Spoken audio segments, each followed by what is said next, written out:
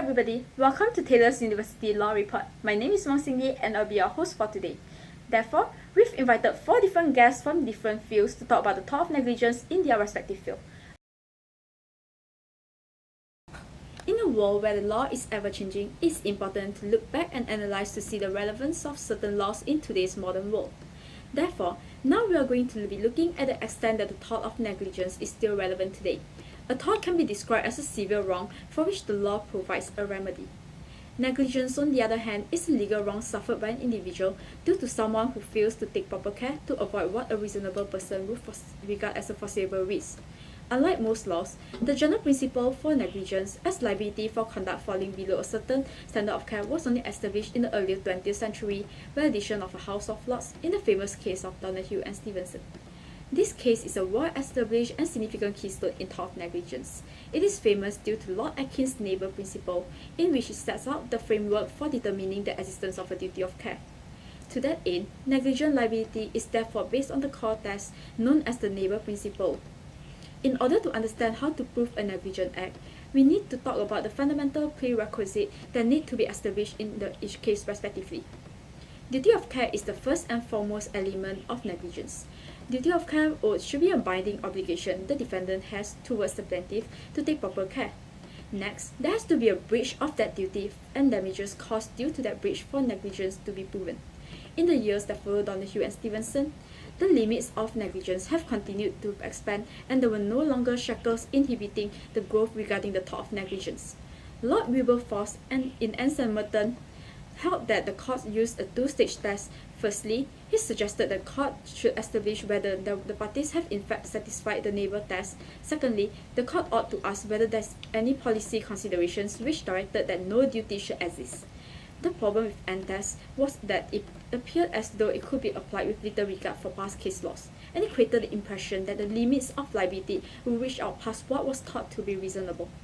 This could be further seen in the case of Junior Books Limited and Vietchi Company Limited, in which the House of Lords held that it was a unique case which could not be regarded as laying down any principle of general application.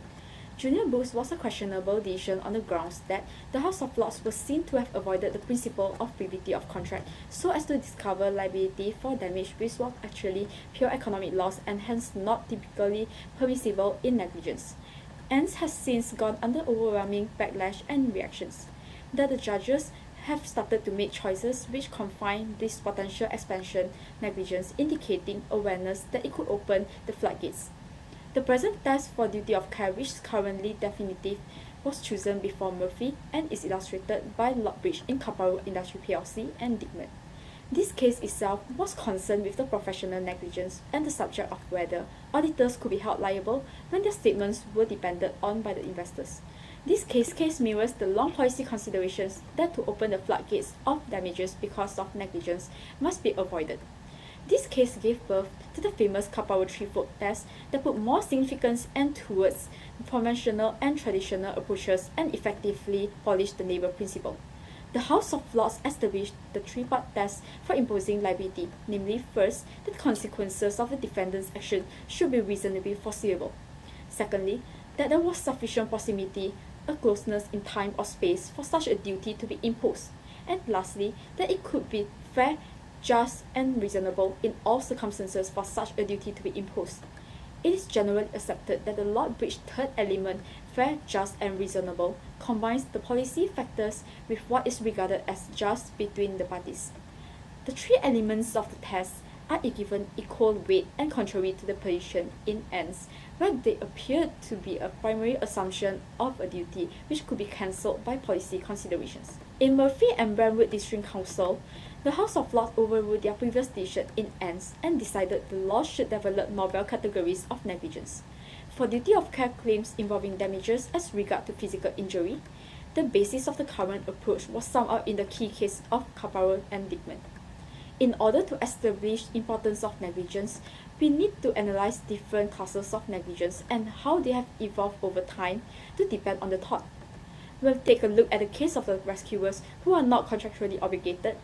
We can see the Social Action Responsibility and Heroism Act has been enacted in order to prevent them from being held liable when they are trying to save someone's life. This shows how relevant negligence is. Since the establishment of this law, people are now encouraged to help rather than having a fear of being sued. We are going to analyze further the relevance by looking at road users' negligence, contributory negligence towards children, medical negligence, and lastly, employment negligence. Thank you, Hannah, for this opportunity to shed some light on the stance negligence has towards road users. As a road user, there is a certain standard of care that you need to follow to make sure you are not the reason for damage towards other road users. This essentially entails that you are obliged to take reasonable care to ensure any action that you take or fail to take does not result in causing an injury to another road user or damage to property. It is a vital point to note that not only motorists, but any person who makes use of the road can be considered as a road user. Failure to meet the standard of care will constitute in the breach of duty of care owed by road users towards other road users. In order to establish the relevance of tort of negligence for road users, it is important to analyze the past cases and statistics. The standard of care generally owed in negligence cases is that of the reasonable man as stated in the case of Nettleship and Weston. In Nettleship and Weston, the case concerned the level of care a driver had to owe to others both in the car and outside of it. The catch, although, was that the driver was a learner driver and there were difficult issues engaged about the level of care a learner driver can show. Mrs. Weston froze and crashed into a lamp post, injuring the instructor, Mr. Nettleship's knee. The issue was being regarded was the standard of care that needed to be shown by learner drivers. It was evident that a learner driver would not be as competent as a skilled driver, although the House of Lords held that she was liable due to policy reasons. Per Lord Justice Salmon, a driver's disability does not relieve him of the duty of care owed. Morally, she is not at fault, but legally, she is still liable because she is insured and the risk falls on her. Mr. Nettleship was also held liable for contributory negligence under the Law Reform Act 1945, although his damages were reduced 50%. This judgment was also followed in the case of Square and David, although the instructor was not held liable for contributory negligence and the defendant had to pay the full damages. Earlier, contributory negligence was found to be a complete defense and the one claiming the defense recovered no damages at all. This is evident in the case of Butterfield and Forrester. This position was changed in the Law Reform Act and the pursuer was still held liable in the Reform Act, although instead of his claim being defeated altogether, he saw a reduction in the award of damages. This further shows the relevance of negligence as the Law Reform Act made it hard for contributory negligence claims to be brought up without significant amount of evidence on the part of the defendant, and in addition to that, it instills fairness as not only the defendant but the claimant can be held liable as well. Similarly, in the Malaysian position, the Civil Law Act states that where any person suffers damage as the result partly of his fault and partly of the fault of any other person, a claim in respect of the damage shall be reduced to such extent as the court thinks just and equitable, having regard to the claimant's share in the responsibility for the damage. This law was followed in the case of Yo Song and Chang Kim Sang. Moreover, the enactment of the Road Safety Act ensured an easier and more flexible way to resolve cases of drunk driving, since as long as the breach is there, liability arises. This statute discourages people from driving under the influence. The amount of casualties and accidents caused due to drunk driving has decreased over the years since the enactment of the Road Safety Act in the UK. It is evident when you look at the statistics of drunk driving cases. In addition to that, Section 47 of the Civil Liability Act 2003 states that if the person who got injured was intoxicated at the time of the breach occurred, then he is liable for his own damages. This position was followed in the case of McLean and nominal defendant. Therefore, it is evident that negligence is an essential part of tort as it allows the identification of more loopholes and specified so many more areas that needed reforms and were lacking of rigid laws. Because in this day and time, these situations that we have never thought of keep arising, and we need to improve the laws that govern the tort of negligence to tackle these new issues that arise with the changing world.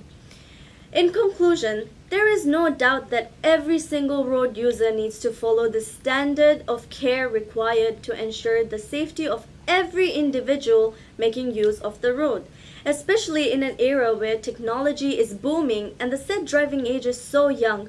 More and more people become victim to negligent accidents. In addition to that, people are becoming more aware of their rights and choose to enforce them more. Tort of negligence has and will continue to be an important aspect for road users as it governs all civil lawsuit road occurrences when parties choose to sue, and it serves to protect every individual and their rights. Thank you. When we talk about medical negligence, it usually involves a lawsuit whereby the plaintiff, who is the patient, holds the doctor, the defendant, to be negligent in his care for the patient, while the doctor asserts that he has not. While Donahue and Stevenson's case forms the basis in most of the negligent cases, Bolam and Fine Hospital Management Committee is equally as important in professional negligent claims. Subsequently, the ever-famous Bolam's test has become the universal test of professional negligence. According to the Bolam's test, doctors are not required to acquire the highest expert skill and work to a perfect standard.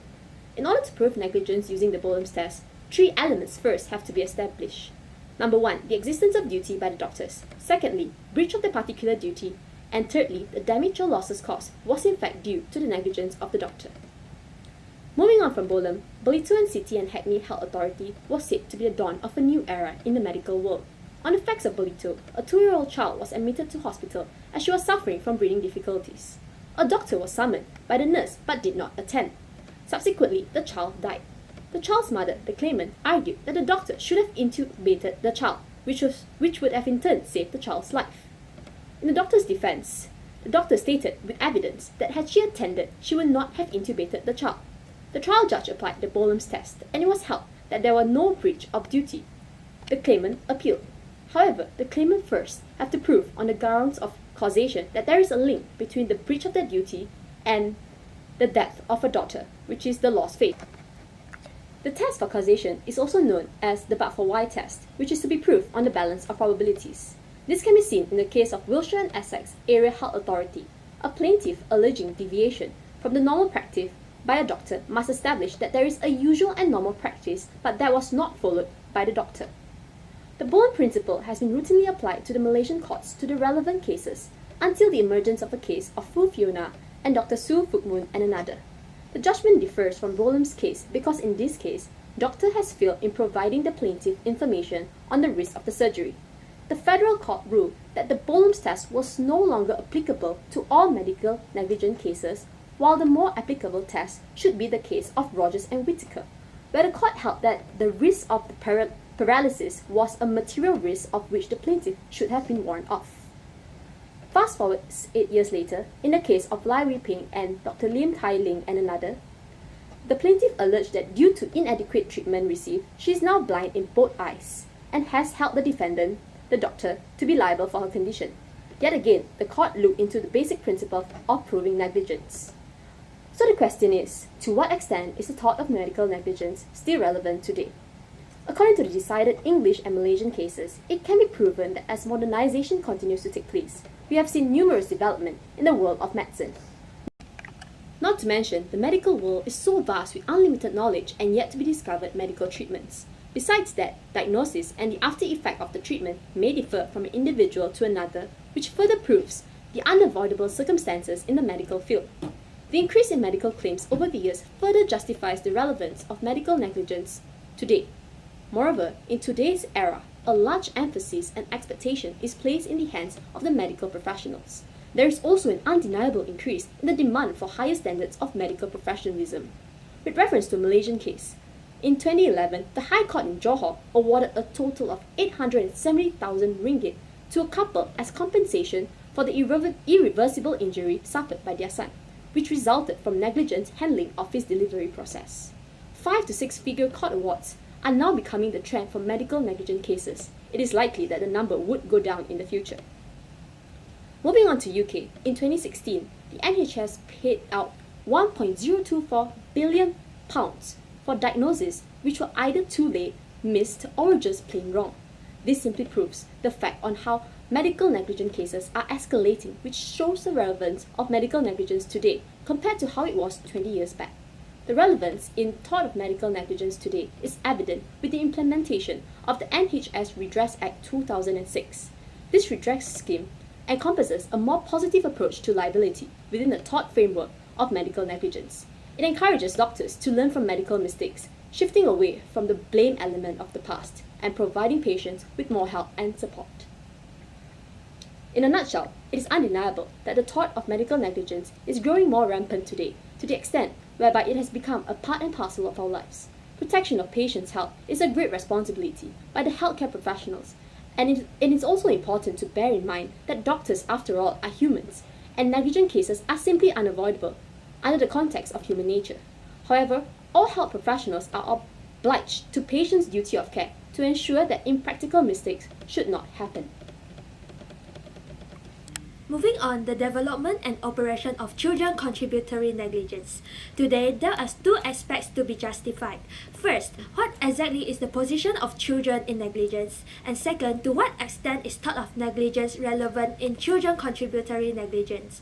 According to the Family Law Reform Act 1969, the age of majority is reduced to 18, and whoever is under that age is classified as child.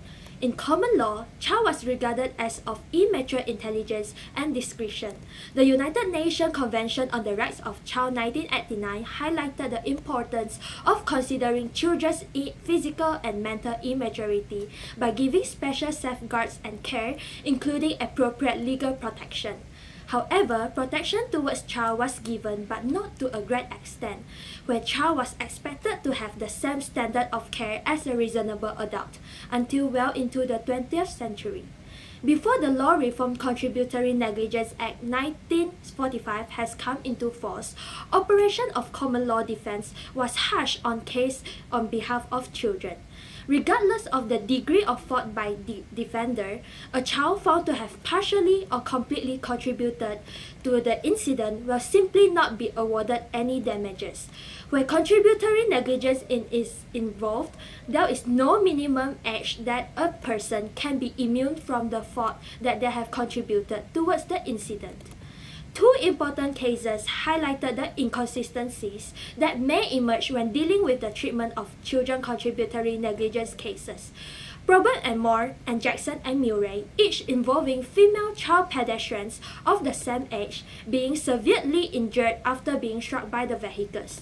The driver is found negligent, and children contributory negligence was taken into consideration. Despite the fact that the defendant is negligent, the court made the case analysis based on Gott and Tort case, which was decided on 1966, where children and rights were not a concern of law. The court stressed the standard of care owed by a child is equivalent to the child of that same age, and she would only be guilty if she of such age was expected to take precautions of her safety. And according to Law Reform Negligence Contributory Act, court has the right to reduce the damages recoverable in accordance with the claimant's share in the responsibility for the damage, which he thinks is fair and just. The child was able to retain 90% of damages since the court take into the account the injuries that might impact her personality, employability, and ability towards self-care in the future. She was held to not possess the mental capacity expected of an adult in that situation of risk. In contrast, in Jackson and Murray with almost similar facts, the child was only awarded 10% of damages since the court held that she and the driver were equally blameworthy as he did not brake until he knocked onto her. The case went up to the Supreme Court for reapportionment of damage, and the court held that she was overwhelmingly responsible for the accident. Even in Malaysia, the treatment for children involved in road traffic accidents may differ. The inconsistency in treatment is further justified in Jack Singh and Tong Fong Omnibus Company, where a 7-year-old was held contributory negligence liable, while in Sams and Ling Ganyan case, a child who was left by her mother in the car came out, crossed the road and knocked was not held liable. The contrast is highlighted and proved in accordance with Section 12 under Civil Law Act 1956. The relevance of law may be challenged due to the fact that there is no unified approach on the ability and responsibility of children in that field. The analysis of treatment of cases poses doubts towards the society. Does the tort law of negligence truly uphold justice and fairness, since the system confers power to the court to decide whatever which is just and fair? Even the 1945 Act is quiet on how the apportionment of damages on children should be distributed in individual cases. Clearly, the law on children has to be updated and amended to deal with the ever-changing society and the possibilities that children could contribute to any accidents in daily life. Inconsistent approach may be done away with modest statutory reform or the introduction of children's civil compensation scheme. However, the tort law of negligence in children still ensure that the interests and rights of children are protected. Even before and after the 1945 Act was being implemented, the UK and Malaysia judiciary has put children under special care category. The law serves to acknowledge the incapability, age, and inexperience of children, thus protecting them from being liable for the actions that they are even unaware of, by putting them under a reasonable man test. Children are expected to have lesser degree of standard of care.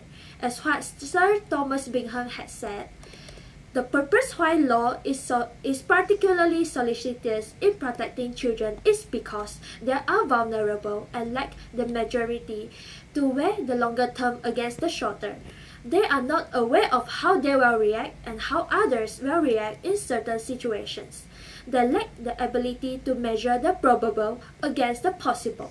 In short, the fundamental principle of tort law of negligence is to restore the original position of parties as if nothing has ever happened. In the case of children, it serves to compensate children for their negligent act, protecting them by taking into account their cognitive capacity and utilizing the reasonable man test. However, still, lawmaking authorities should overcome the discrepancy in children compensation to truly uphold justice and protect those who should be protected. Thank you, Hannah. There is a particular standard of care that the employers owe to their employees. The private and commercial property ownership holds the responsibility of ensuring a safe environment for others.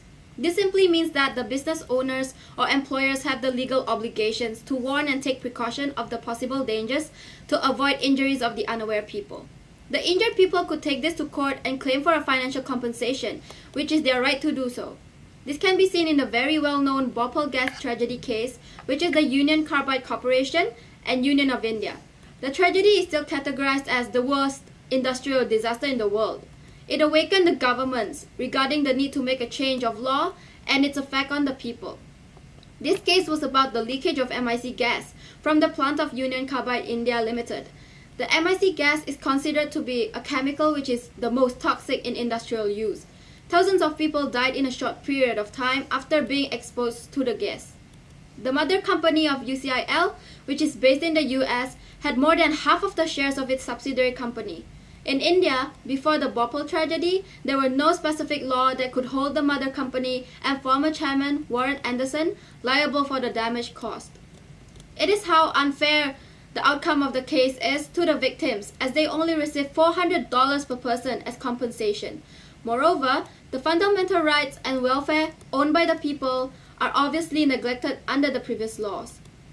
Right after the tragedy, the Bhopal Gas Leak Disaster Act was enacted by the Indian government in 1985.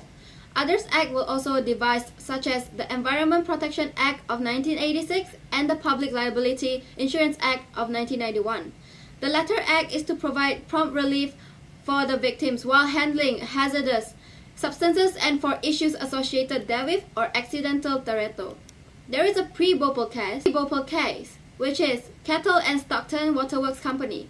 In this case, Kettle took action against Waterworks for the leak in Waterworks main higher up the road, which caused Kettle to suffer a loss according to Kettle. However, Kettle's claim against Waterworks in circumstances where there is a fault made by the third party was dismissed. This is because the damage was made on the landowner's property and that Kettle had no right to claim for the loss, as he has no duty owed to him. Apart from that, when it comes to the post-Bhopal gas case, decisions and judgments changed. This can be proven through a UK case of Young and Charles Church Limited. This is about Young, a worker who suffered serious psychiatric illness after witnessing his colleague got electrocuted during work. He then brought this to court, attempting to sue his employer for the damage he had undergone. Initially, his claim was dismissed by the courts, and he proceeded to apply for an appeal. Charles Church was then held liable for negligence, as practicable precautionary measures should be taken, and the employer was expected to foresee the occurrence of injuries and danger when electrical tools are involved. Obvious positive changes could be seen following the Bhopal calamity. ICI, a British chemical company who owned an Indian subsidiary manufacturing pesticides, boosted their considerations regarding safety, health, and environmental issues after the event happened in 1984. Not only that, they started spending 30 to 40% of their capital expenditures on ecological related ventures. However, they still do not fully adhere to the standards as strict as the mother company in the UK. This clearly shows that at least the government has been undergoing positive changes. Yong Toi Mi and Melpek Holdings, Berhad and 9 others is a Malaysian case that is similar as the previous case stated, as the plaintiff's claim was approved and the defendants were held liable. Through the increment of business-related cases over the years, it is obvious that the tort of negligence has evolved. At one time, it was considered that because an employer had no control over premises in the occupation of an outsider, he could owe no obligation in regard of those premises. Yet it is presently evident that it isn't right. It can be seen that most of the claimants are able to redeem their compensations for their relevant damages and rights. The Health and Safety at Work Act 1974 was established. Furthermore, it was even modified. The review of the pivotal legislation given by Lord Crockett states that between 1974 and 2007, the quantity of deadly injuries to employees dropped by 73%, and the non-fatal injuries dropped by 70%. Not only that, there was also a huge fall of 76% in the rate of injuries per 100,000 employees. In the European Union in 2003, Britain owned the lowest rate of deadly injuries. The average of fatalities in UK went as low as 1.1 per 100,000 workers, when the figure of EU average was only 2.5. Based on the statistics, the number of fatal injuries to employees have approximately fell to 85% from 1974 to 2016 and 17. Hence, it is for sure that the tort of negligence is more relevant today compared to the past. In conclusion, the amount of standard of care that the employers are bound to provide to the employees must be taken into account, especially nowadays. The safety of employees should be the priority of the business owner and not just profit earnings, as they are the ones making money for the companies.